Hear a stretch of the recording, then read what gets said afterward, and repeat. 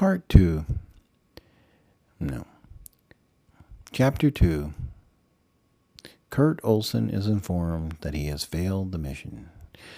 Kurt Olson sat at a picnic table shaded by a sprawling catalpa tree, finishing his 7th donut and sipping his sugary coffee.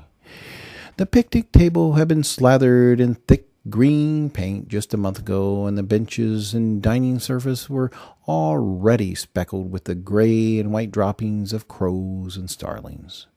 It was late August, and already the morning Mississippi heat choked Kurt Olson as bugs swarmed around his eyes and chewed on his ankles. The picnic tables scattered across the grounds accounted for most of the Sawmill Lodge's amenities package. The erratic air conditioner called to Olson, but he wanted to finish his baker's dozen before returning to his room. Since arriving at the Sawmill Lodge 6 weeks ago, Kurt Olson had but one conversation with another motel guest, and it was then that Olson learned that his room smelled of roaches. That was the biting odor that lingered after the sharp pesticide odor faded into the atmosphere. Kurt Olson had learned from the other guest, a tall, obese man whom Olson estimated to weigh somewhere between 450 and 500 pounds, and whom Olson believed might someday resemble Fred Flintstone should he happen to shed 60% of his body mass, that the owner of the Sawmill Lodge had long resisted killing roaches on religious grounds. Mr. Patel had tried to scare off the pests with portable ultrasound devices that plugged into the wall. When these devices proved worthless, he tried to disperse the bugs with firecrackers. When this tactic also underperformed, he burned funny-smelling candles he had purchased from India. The candles smelled vaguely of licorice and kerosene and were responsible for a wave of nausea and regurgitation and emergency room visits involving Sawmill guests. Eventually, the Patel family had been given an ultimatum by the Okatiba County Board of Health: eliminate the roaches or close shop. Mr. Patel had signed on for a monthly pest control service, and they seemed to be making progress.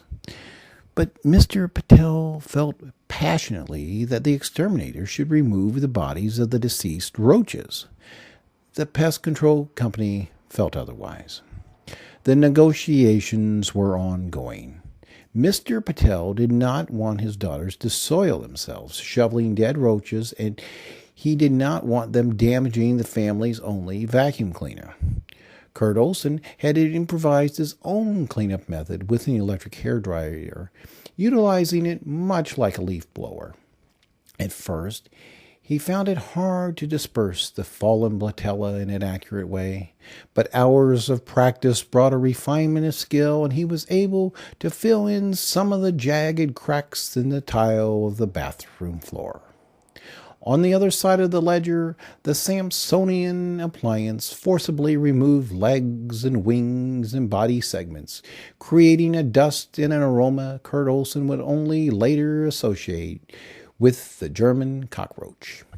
He had fashioned a cardboard dustpan from a fly-by-night takeout box and was able to flush several loads down the toilet until it backed up and Mr. Patel yelled at him and charged him $1 to use the family's only plunger. Kurt Olson was heading into the home stretch of his baker's dozen as sweat poured from his forehead and his torso went from moist to saturated. He reflected on his recent successful mission. Maybe now Leo would respect him. Maybe his stint as an unpaid moonlighter would be ending. Maybe. Kurt Olson thought about his return home to Virginia. It was now late August, and he had spent over 6 weeks stalking the elusive Boy Scout in a mission that he was supposed to wrap up in 4 weeks. 6 weeks without virtual plantation. He had not gone more than 2 days without virtual plantation since it arrived on the market 3 years ago. Maybe he would purchase a steroid phone to celebrate his success. He could not access his plantation with the phone Leo had given him. He might play virtual plantation in his room until he got the green light from Leo to come home. He might even play virtual plantation while driving back to Virginia. Long ago, Kurt Olson realized that the best memories of his life involved virtual plantation, and he replayed a montage in his head. The first-person heroics of a young Colin Powell, the arrival of his 16-year-old Janet Jackson, the first time he used the waddle womb on his 16-year-old Janet Jackson, the time he matched an elderly slave against a fighting dog and she won and brought riches to Olsonwood, Master Olson's brilliant trades in the futures market, Olsonwood's successful slave rental service that assisted dozens of small-time farmers who could not afford to house manpower on a full-time basis. It wasn't all bliss. His beloved Obadiah met an untimely death when Master Olson overmatched him against 2 Irish wolfhounds. His favorite field hand fled during the night. Halle Berry miscarried Master Olson's baby. The worst of times, the best of times. Kurt Olson dreamed of returning to Olsonwood. And Kurt Olson pledged to spend more time with his son and 2 daughters. Didn't one of them have a birthday in the fall? Maybe he would take all of them out for ice cream to celebrate. Kurt Olson's cell roared like a lion. "Yes, sir," Olson responded in a confident Judy Garland vintage 1939 that Leo had remotely programmed into his cell. The 1973 G. Gordon Liddy voice was not friendly. "You fucked it up." "Excuse me, sir? You fucked up the mission, asswipe." "I'm sorry, sir. I thought it was a successful mission. I figured." "You figured. That's the fucking problem. Your brain is not meant for figures. Where are you, dumbass?" "I'm in Mississippi, sir." There was a pause before G. Gordon Liddy voice continued.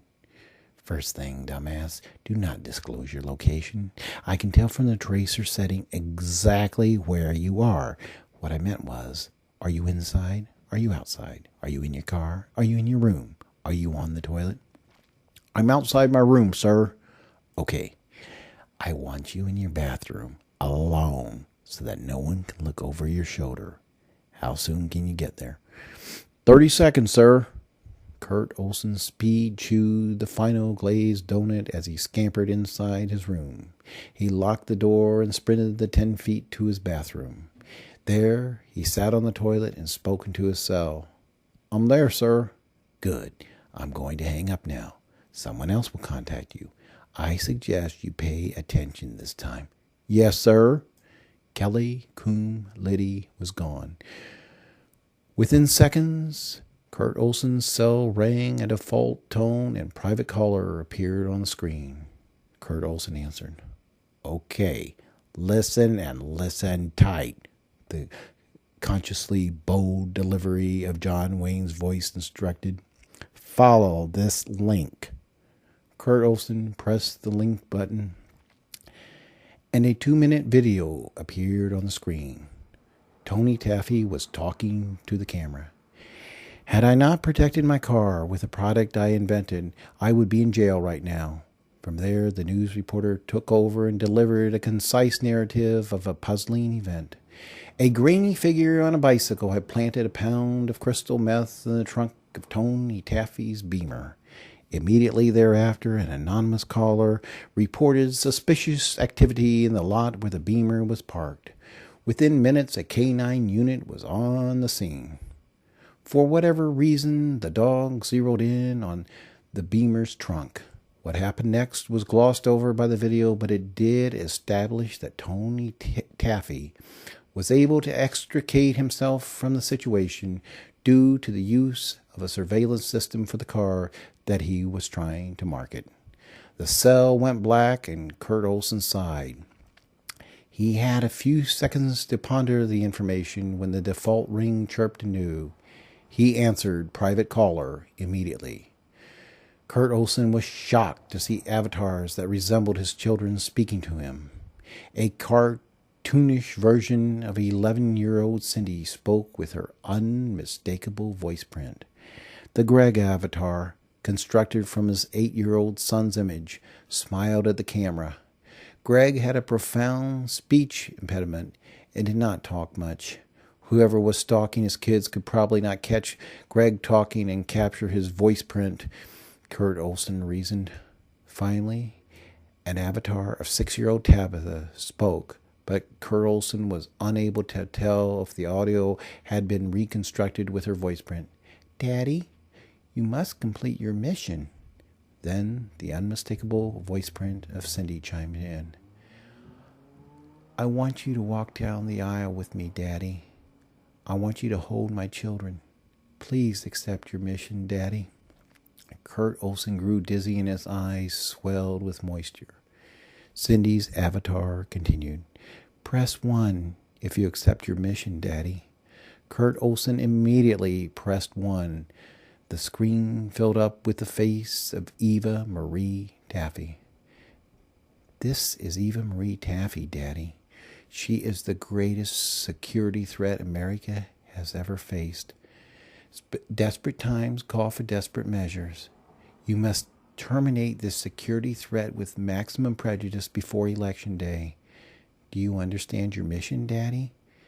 Please press 1 if you need further clarification, Daddy. Press 8 if you understand your mission." Kurt Olson searched for the 8 key and deliberately applied his finger to it. Cindy's avatar continued. "Do you agree to complete your mission, Daddy? Press 1 for no. Press 8 for yes." Kurt Olson once more pressed 8. "Thank you, Daddy," the Greg avatar roared with John Wayne's voice print. "Thank you, Daddy," the Tabitha avatar purred, and what Kurt Olson now realized was another girl's voice print.